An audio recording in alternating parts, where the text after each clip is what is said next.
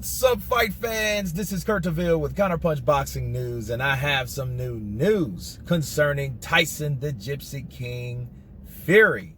He had this to say by way of Michael Benson.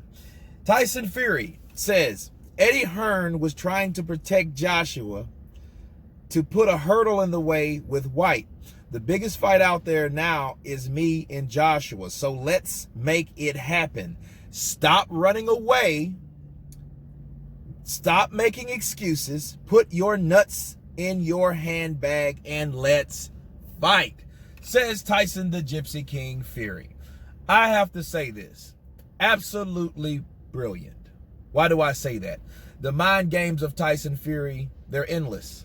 They're endless mind games.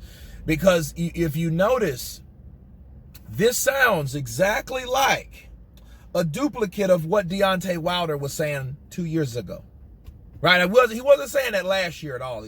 I think Wilder was kind of reneging or whatever, but this sounds exactly like Deontay Wilder 2 years ago. Right? Because the negotiations on the long-going failed attempts with those two guys between Anthony Joshua and Deontay Wilder, that's what it sounded like, and that's exactly what Deontay Wilder said. Deontay Wilder was like, you know what? He's scared. Stop making excuses. When he referred to Dillian Whyte, kings don't chase a peasants, kings chase kings. I want Joshua. He's scared. He's ducking. They making excuses. Those type of things. Okay. Now, I'm just surprised he would take that route, but why not? It's Tyson the Gypsy King Fury. He's the king of doing things this way. Okay. Now,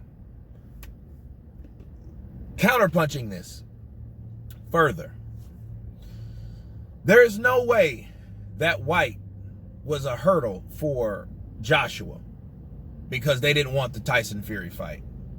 If that been the case, people, just to really shut this down, to give you the nitty gritty, if that was the case, they would have never agreed on a fight in principle. It wouldn't have happened. Point blank and period.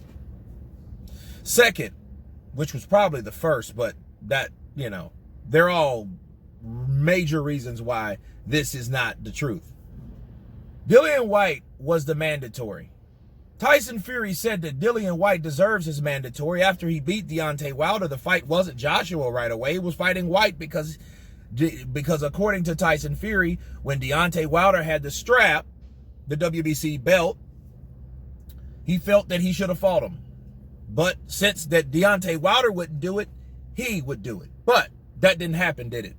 All types of hurdles and loops and loopholes and different eluding things were said to avoid a fight with Whyte versus Fury.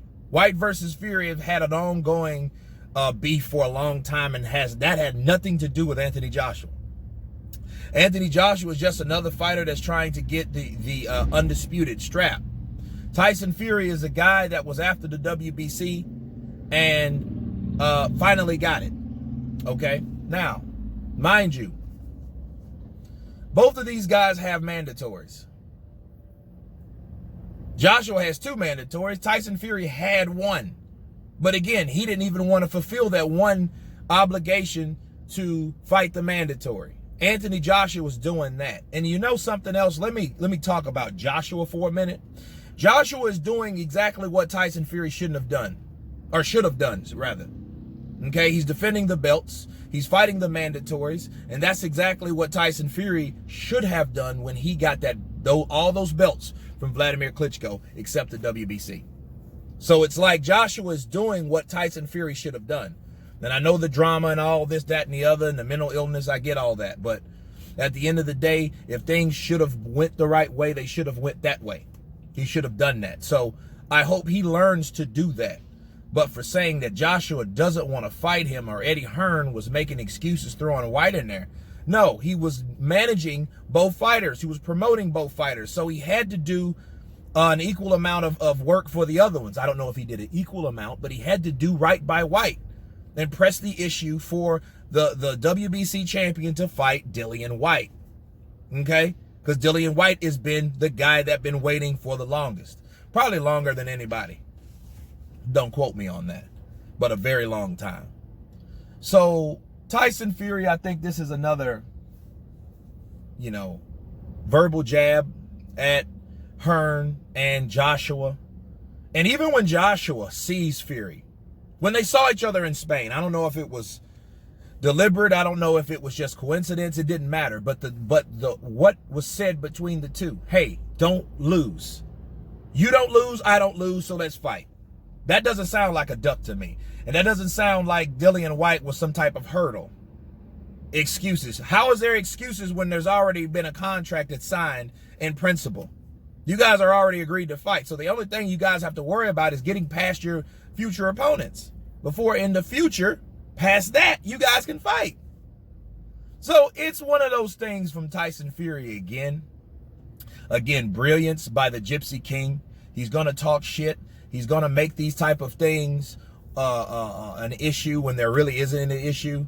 You know, you make the public think that Joshua was scared, or make you believe that narrative, like, hey, maybe he was scared. Maybe he didn't want that fight. But how would you say that? Well, every time you talk to the guy, even when he called him on FaceTime, Joshua, oh, hey, how you doing, old boy? When are we fighting? That doesn't sound like a duck to me. Okay, so you can't use Whyte as an excuse for you guys not fighting. That's my counterpunch on that. You guys tell me what you think about Tyson Fury's comments. Of course, please subscribe. And you guys been Counterpunch. Peace.